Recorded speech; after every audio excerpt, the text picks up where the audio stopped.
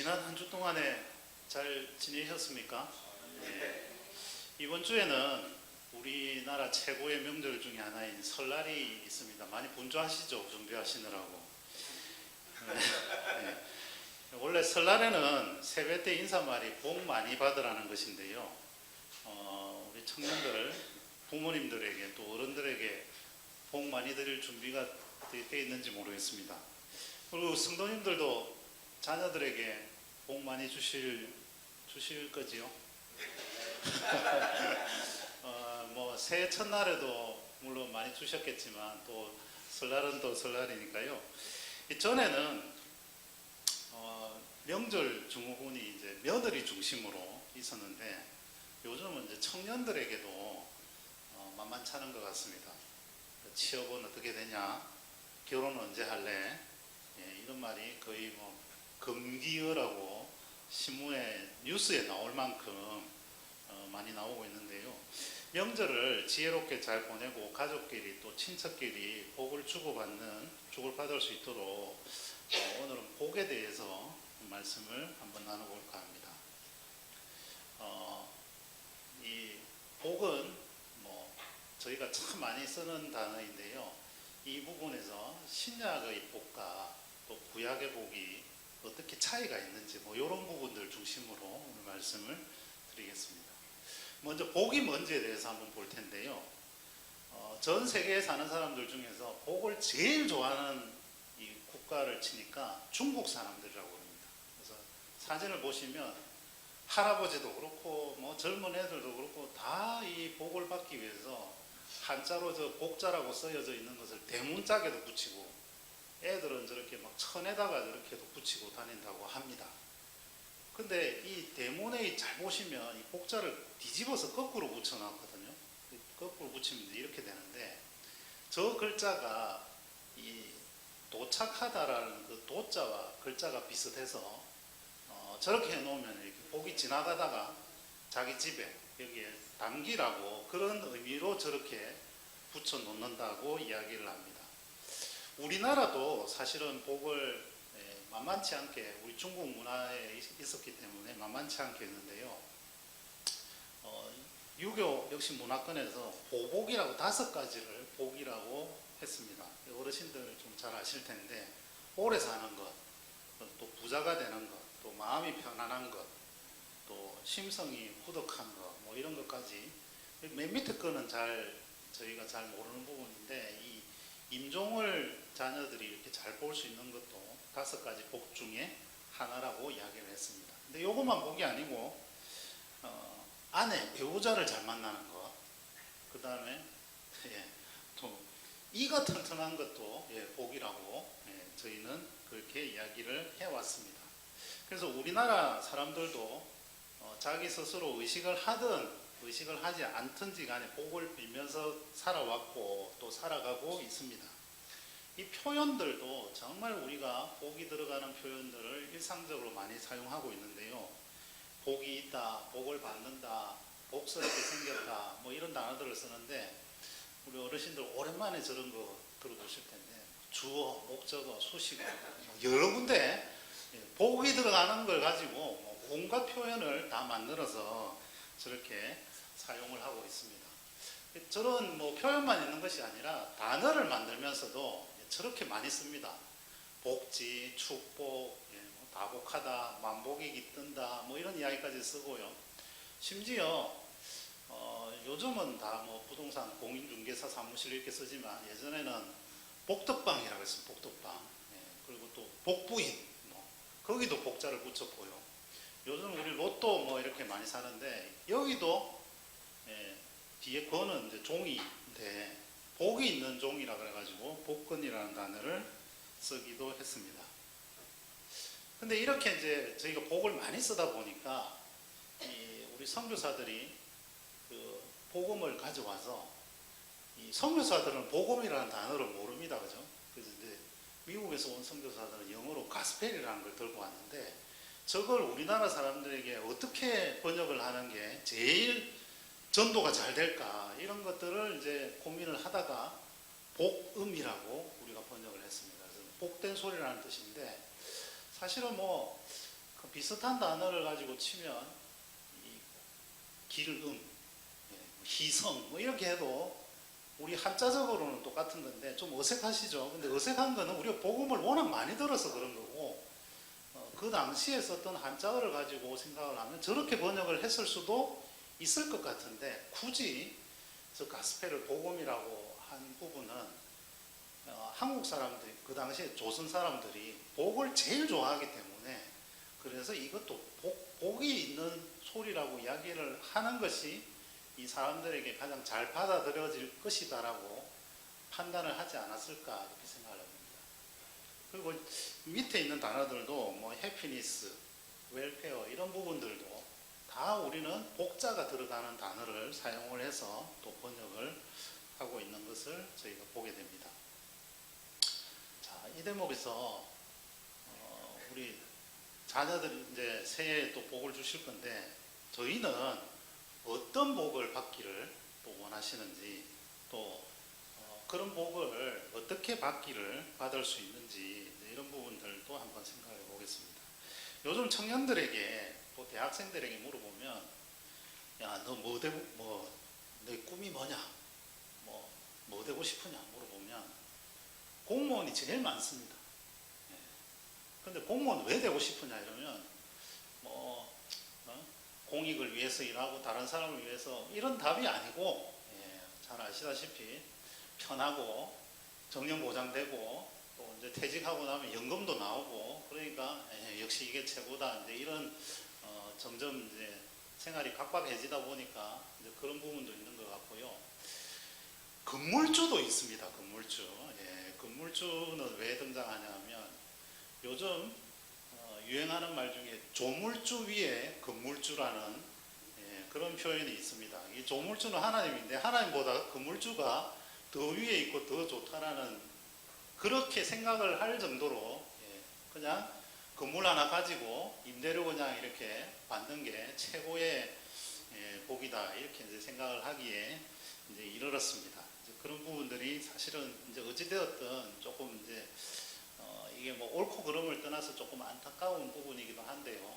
이제 오늘은 성경에서 복은 뭔지에 대해서 한번 살펴보겠습니다. 성경에서 복이라는 글자가 과연 몇 번이나 사용됐을까 찾아보니까 창세기에만 70번이 나옵니다. 성경 전체적으로는 2000번 정도가 나옵니다. 제가 세어본 건 셀 수가 없고요. 요즘 컴퓨터가 발달해가지고 검색을 이렇게 탁 하면 나오는데 사실은 2000번도 조금 더 될 것 같습니다. 하여튼 이 횟수가 중요하다기보다는 엄청나게 많은 이 복이라는 단어를 사용을 하고 있다 이렇게 보시면 될 것 같고요. 영어로는 blessing, God bless you가 하나님이 너에게 복 주시기를 원한다 그런 건데 이제 blessing인데 이 단어를 어떤 뜻일까 어디서 왔을까 이렇게 번역을 찾아보니까 블러드라는 피라는 단어에서 나왔습니다. 그래서 구약 시대에는 번제 같은 어떤 동물의 피, 또 신약에는 예수님의 피 여기서 나온 것이 결국은 복이다. 이걸 단어의 어떤 언어로서도 우리들에게 전해주는 그런 메시지이다 이렇게 볼 수 있는데요. 이 구약의 복을 조금 더 이제 자세하게 한번 살펴보겠습니다. 우선 창세기 12장에 우리가 잘 아는 말씀인데요. 하나님이 아브라함에게 본토, 고향, 친척, 아비 집을 떠나서 내가 가르치는 곳으로 가라. 그리하면 복을 주겠다 이야기를 하십니다. 근데 그 복이 뭐냐라고 보면 아브라함 너는 복의 근원이 될 것이다. 근데 그 근원의 열국의 아버지라는 뜻을 찾아보면 자손이 별과 같이 많을 거예요. 그러니까 자손이 엄청나게 많은 것이 아브라함에게 주신 복입니다. 그리고 가축이나 이제 이런 것들인데 그 시대에는 건물주가 되고 싶어도 건물도 별로 없고 아파트가 없었기 때문에 그 당시에는 이 양이나 이런 가축들이 최고의 어떤 재산적인 그런 부분이었던 것 같습니다. 그래서 아브라함에게 창세기에 주신 복은 자손이 많고 또 재산이 많은 그런 것을 복이라고 생각을 했다고 볼 수 있겠습니다. 욥기에도 욥도 하나님의 복을 많이 받았는데요. 욥에게 내린 복도 비슷합니다. 욥이 원래도 복을 많이 받았지만 고난을 받고 나서 고난을 이겨내고 나서 더 큰 복을 주시게 되는데 그 복에 대해서 성경은 양 몇 마리, 약대 몇 마리 이렇게 적어두고 있습니다. 역시 마찬가지로 이 부분도 욥에게 재산을 더 많이 이렇게 주신 것을 복으로 저희가 확인할 수 있습니다. 잠언에 가면 조금 이제 다르게 좀 나오는데요. 잠언에서는 지혜를 얻은 자와 명철을 얻은 자가 복이 있는 사람이다라고 이야기를 하고 있고, 결국 이 복은 지혜나 명철을 얻은 것이 복이다, 이렇게 잠언에서는 간단하게 보고 있습니다. 시편에도 복이 나오는데요. 우리 시편 1편 많이 암송도 하시고 잘 아는 구절인데, 복 있는 사람은 악인이나 죄인이 아니고 그 사람들과 멀리하고 또 오만한 자의 자리에 앉지 않는 이런 것이 복이다라고, 또 복받은 사람들이 하는 행동이다라고 이야기를 하고 있고요. 지난 금요일 날 금요 기도회 때 우리 담임 목사님 말씀 주신 건데, 시편 41편에 보면 가난한 자를 보살피는 자가 복이 있다라고 이야기를 하고 있고, 그런 사람들이 받는 복은 재앙의 날에 구원을 받을 수 있다, 이런 것으로 구약 성경에서는 이야기를 하고 있습니다. 신명기에도 복이 나오는데요. 신명기 복은 조금 좀 조금 율법적인 부분에서 복잡할 수 있는데, 율법에서 이야기한 어떤 부분을 행하라, 실천하라, 그리하면 복을 받을 것이다, 이렇게 말씀을 하고 있습니다. 그래서 우리에게 명하신 도를 행하고 또 정직하고 신령한 일을 행하고 또 율법을 잘 지켜서 행하면 복을 받을 것이다, 이렇게 말씀을 하고 있습니다. 자, 여기서 잠깐만 조금 어려운 부분이긴 합니다만 조금 보고 가면은요, 이 율법을 행하는 것과 복을 받는 관계에 대해서 잠깐 살펴보고자 하는데요. 순종하면 복을 줄 것이다, 복이 될 것이다, 이렇게 말씀을 하고 계시는데, 그러면 우리가 말씀에 순종을 하는 것이 복을 받기 위한 것이, 그러니까 복을 받는 것이 우리가 사는 목적인가 하는 부분이고요. 또 그 복을 받기 위해서 순종을 하는 것이, 이 순종이라는 것이 수단인가, 이런 부분들을 보게 되는데, 만약에 우리가 복을 받기 위해서 순종을 한다, 복을 받기 위해서 헌금을 한다, 예배를 한다, 이러면 우리가 정한수 떠놓고 무속신앙하는 거하고 도대체 그럼 차이는 뭐냐, 이제 이런 부분들을 좀 살펴보게 됩니다. 근데 좀 시간이, 이 부분 다음에 또 이제 시간이 되면 한번 더 말씀을 드리고요. 우리가 자녀들에게 말 잘 들으면 선물 사줄게, 사줄게 라는 이야기를 하는데요. 이것과 비슷한 원리로 이해를 하시면 어떨까 합니다. 여기서 중요한 것은 순종을 하면 복을 받는데, 복을 받는 게 목적은 아닙니다. 자녀들에게 선물 사주는 게 우리 부모의 사명이라든지 목적은 아니라는 겁니다.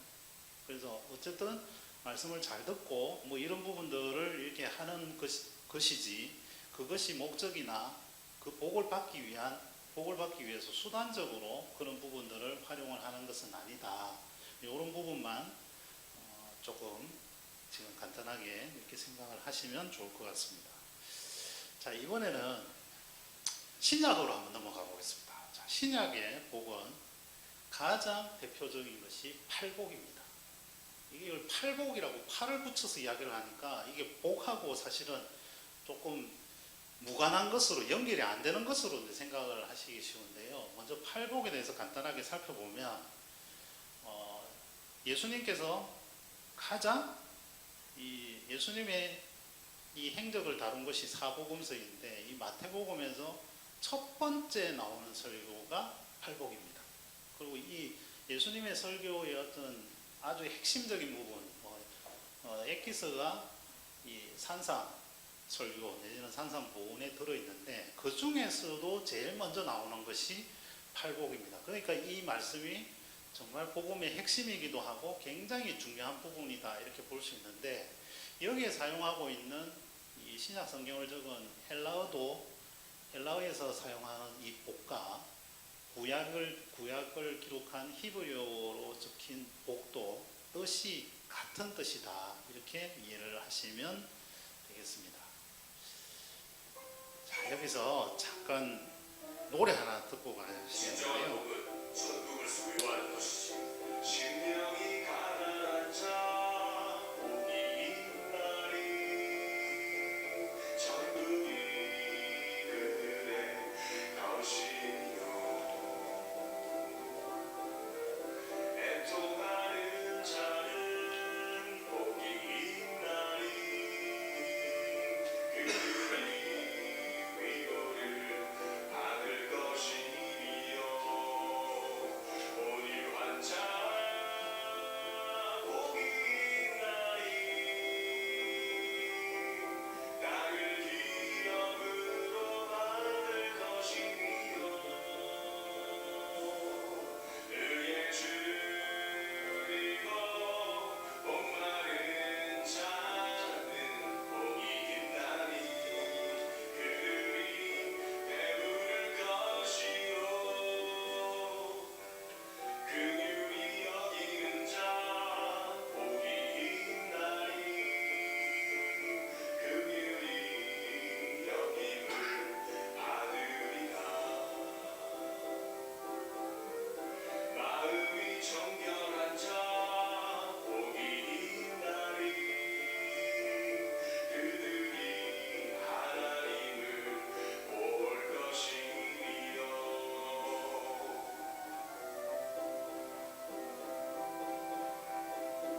예수님, 복 받기 너무 어려워요.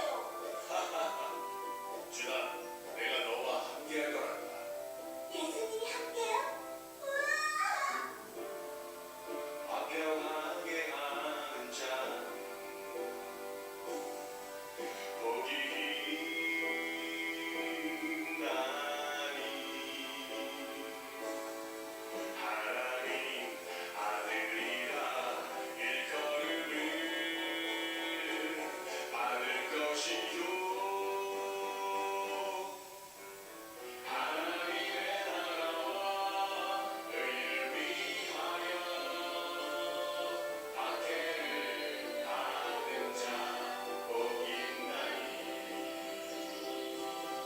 천국이 그들의 것이라.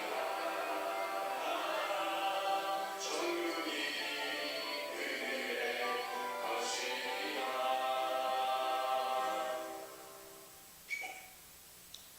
이런 거 처음 보시죠? 예. 요즘 기술이 발달해가지고 아이들을 위해서 만든 것이긴 한데 뭐 저 다른 팔복에 대한 노래도 있긴 하거든요. 근데 그거보다 이게 나은 것 같아서 하나님이 제게 참 복을 많이 주셨는데 말을 재밌게 하는 복은 안 주신 것 같아요. 그 대신에 어디쯤 졸리는지 좀 안 졸리게 할 수 있는 그런 지혜는 주신 것 같아서 잠깐 봤습니다. 오늘 봤던 본문을 토대로 만든 부분인데요. 잠깐 이 내용을 다시 한번 보겠습니다. 첫 번째 복은 하나님의 나라가 당신 것이다. 그들의 것이다. 당신 것이다. 그러니까 우리는 하나님 나라의 그런 나라의 국민이 되는 것이 복이라고 첫 번째 복을 소개를 하고 있습니다. 두 번째 복은 위로를 받을 것이라는 건데요. 위로가 무슨 복이냐 그런 생각 안 드십니까? 근데 오늘날 많은 사람들이 사실은 인정받는 것에 목말라 합니다. 그래서 자기를 알아주지 못하고 칭찬에 목마르고 인정받지 못해서 실제로 죄를 짓기도 하고 또 심지어 자기 목숨을 잃기까지 합니다. 그러니까 그런 상황을 고려하면 이 위로를 받는 것이 얼마나 큰 복인지를 알 수가 있고요. 이걸 2000년 전에 예수님이 이게 복이다라고 저희들에게 설교 말씀으로 주셨다고 이렇게 보시면 되겠습니다. 자, 세 번째 복은 땅을 기업으로 받는 건데요. 땅 부자 될 수도 있는데 이거는 뭐 설명 안 드려도 잘 알 수 있을 것 같아서. 근데 당시에 이 부분이 지금도 아까 건물주가 되려면 일단 땅이 있어야 되니까 중요하긴 한데 이 당시에 유대인들이 유목민이었습니다. 이 양떼를 가지고 풀을 따라서 다니는 그런 이동을 하는 사람들이었기 때문에 땅에 정착을 하는 것이 굉장히 큰 복이었을 수 있다라는 생각이 들고요. 그래서 그 큰 복을 주셨다 이렇게 볼 수 있을 것 같습니다. 자, 네 번째 복은 역시 설명을 안 드려도 될 것 같습니다. 다섯 번째 복인데요. 긍휼히 여김을 받을 것이다 라는 부분인데요. 반대로 보면 다른 사람을 불쌍히 여기지 않는 사람들은 긍휼히 여김을 받지 못한다라는 뜻으로도 해석을 할 수 있습니다. 그래서 긍휼히 여김을 받는다라는 것이 우리들에게 복이다 이렇게 볼 수 있고요. 그 다음 부분은 하나님을 볼 것이다, 또 하나님의 아들이 될 것이다, 또 천국이 그들의 것이다. 이건 이제 되풀이 하게 되는데 이런 부분에서 조금 더 조금 어려운 이야기이긴 합니다만 천국이 그들의 것이다라는 것을 원어에서 표현을 하면서 현재형 시제를 이렇게 사용을 하고 있는데 이 문법적으로는 현재뿐만 아니라 미래에도 이런 부분들이 복이 이어질 것이다 라는 부분들을 우리들에게 나타내주고 있는 부분이다라고 볼 수 있겠습니다. 조금 복이 조금 다를 수 있는데요. 그러면 이 팔복에서 이 8가지 복을 어떻게 받을 수 있는지 한번 보도록 하겠습니다. 집사님 좀 넘겨주세요.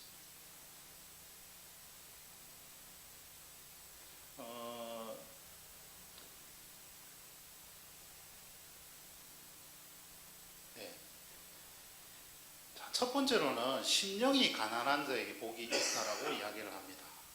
근데 저희가 상식적으로 가난한데 무슨 복이 있느냐? 가난한 사람이 무슨 복 받은 사람이라고 이야기를 할 수 있느냐? 또는 그렇게 생각할 수 있습니다. 또 애통하는 자가 슬퍼하는데 무슨 복이 있느냐? 그 사람이 무슨 복이 있느냐? 이렇게 저희가 의심을 할 수 있고 저희의 어떤 상식으로는 잘 이해가 되지 않는 그런 표현을 지금 주고 있습니다. 근데 가난한 자가 우리의 상식으로는 가난한 자에게 금전적으로 부자가 되게 해주겠다. 이게 사실은 우리에게 복을 주는 것이고 또 가난한 자보다는 부자가 복을 받은 사람이고 복을 받는 것이다 이렇게 이야기를 할 수 있는데 또 반대로 생각을 해보면 우리가 부자가 되면 과연 행복해지나 라는 생각을 할 수도 있습니다. 우리 청년들은 조금 잘 이해가 안 될 수도 있는데 어르신들 우리 지금 40년 전에 비해서 또는 20년 전에 비해서 우리가 물질적으로 비교를 하면 어떻습니까? 같이 살고 있는 집의 평수라든지 아니면 화장실의 구조라든지 아니면 40년 전에는 거의 자가용 타고 다니는 분이 거의 없었던 시절인데 지금은 차가 있는 것은 기본이고 어떤 차를 타느냐 뭐 이런 걸 가지고 수준을 가늠하고 이런 상황이 되었습니다. 그런데 이렇게 물질적으로 좋아졌는데 우리가 과연 행복해졌는가? 또는 우리 이제 이 청년들이나 학생들이 늘 꼰대 이야기를 하는 게 요즘은 뭐 라떼라고 이야기를 해서 나 때는 말이야 이랬는데 너 얼마나 복인 줄 알아? 이런데 아무도 이해를 못하죠. 그런 이야기 하시면 그냥 바로 그냥 이제 요즘 애들은 그냥 바로 꼰대 이야기를 하는데 근데 왜 그러냐 이거. 분명히 우리 어르신들이 느낄 때는 과거에 비하면 엄청나게 좋아졌는데 그래서 아주 단순하게 볼 수 있는 우리가 진리 중에 하나는 돈이 행복이나 복을 가져오는 것은 아니다. 그게 핵심적인 부분은 아니다라는 부분들을 아주 쉽게 그리고 간단하게 또 볼 수 있는 내용이다라고 할 수 있겠습니다. 그리고 온유한 자, 또 의에 줄이고 목마른 자, 이 앞에 네 가지를 보면 기본적으로 굉장히 뭔가 궁핍한 자는 뭔가 모자라는 사람들입니다. 뭔가에 모자라는 사람들이라는 공통점이 있고요. 뒤에 네 가지는 뭔가 관계적인 측면을 설명을 하고 있는데 우리가 일상적으로 복을 받은 사람이라든지 아니면 우리가 잘 나가는 사람, 이런 사람과는 다소 거리가 있다라는 부분들을 제시를 하고 있습니다. 그래서 이 부분을 조금 설명을 드리자면, 조금 이해가 안 되는 부분을 설명을 드리자면, 우리 한글 성경은 가난한 자는 복이 있나니 이렇게 설명을 합니다. 그래서 마치 가난해야 복이 있는 것처럼 이제 조금 착각할 수 있는데, 좀 오해를 살 수 있는데요. 원어적인 부분은 이게 순서가 바뀌어져 있습니다. 그래서 가난한 자는 복이 있다. 왜냐하면 천국이 너희 것이기 때문이다. 이런 순서대로 설명을 하고 있습니다. 그래서 온유한 자는, 온유해야 복을 받는다기보다는 온유한 자가, 애통하는 자가 복이 있는데, 또는 애통할 때는 언제나 복이 있다.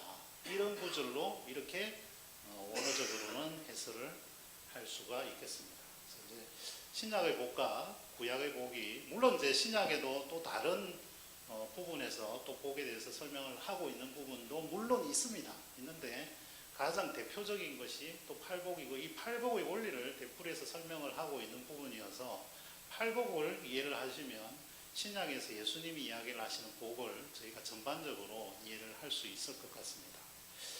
자, 말씀을 맺으려고 합니다. 우리 모두가 사실은 복을 받기를 원하고 또 행복하기를 원합니다. 그래서 이 복이 어떤 것인지에 대해서 구약에서는 물질적이고 또 현세적인 복들, 또 실존적인 그런 복들에 대해서 많이 언급을 하고 있습니다. 아브라함이나 욥이 받은 복들이 사실은 대표적입니다. 그에 비해서 신약 성경에서는 하늘의 신령한 복이라든지 영적인 복을 강조하고 있습니다. 그래서 물질적이고 현세적인 복이 아니라는 것보다는 그 복들이 이 효과가 길게 이어지지 않는다라든지, 또는 그 복이 본질적이지 않다라는 점을 강조한 것으로 해석이 됩니다. 지난주에 청년들과 기도 제목을 나눴습니다. 우리 성도님들 다 많이 아시겠지만 많은 청년들이 직장을 위해서 기도하고 있습니다. 근데 이 청년들이 직장 때문에 고민을 하는 것이, 청년들이 무능하거나 아니면 게을러서 노력을 안 해서 생긴 문제라기보다는, 청년들의 잘못이라기보다는 이 지금의 상황 자체가 그렇게 볼 수 없는 실제적인 상황에 있습니다. 물론 우리 성도님들도 일터나 또 돈 때문에 고민하는 성도님들 또 있으리라고 생각하는데요. 역시 마찬가지라고 봅니다. 그래서 청년들 기도 제목을 들으면서 저의 그 시절을 한번 떠올려 봤습니다. 저도 대학 졸업을 하고 6개월을 백수로 놀았던 시절이 있는데요. 그때 처음으로, 돌이켜보니까 그때 처음으로 청년부를 나가기 시작했습니다. 더 정확하게는 서울에 와서 교회에 등록하고 교회를 다니기 시작을 한 것이 그 시절입니다. 그때 제가 갔던 청년부가 한 20여 명 정도 있었는데요. 다 비슷비슷했습니다. 근데 그때 정말 그 청년들과 많은 시간을 보내면서 교회 이야기도 하고 신앙 이야기도 하고 사회 이야기도 하고, 정말 그 많은 시간들을 이야기를 하면서 보냈는데요. 지금 돌이켜 보니까 그 시절을 큰 어려움 없이 또는 큰 좌절감 없이 넘어갈 수 있는 굉장히 좋은 시절이었다라고 지금 다시 한번 이렇게 돌아보게 되었습니다.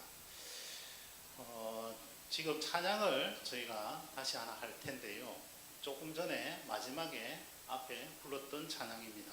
주가 일하시는데요. 이 말씀을 보시면 예수님은 8가지 복과 상급을 우리들에게 주셨습니다.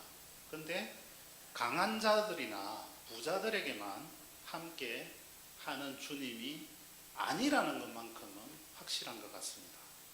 오늘 이 가사를 보시면요, 빈들 같은 세상에서 걸을 때, 그리고 내 힘으로 안 될 때, 그리고 빈손으로 가진 것 없이 빈손으로 걸을 때 그때가 하나님의 때라고 이 가사는 적고 있습니다.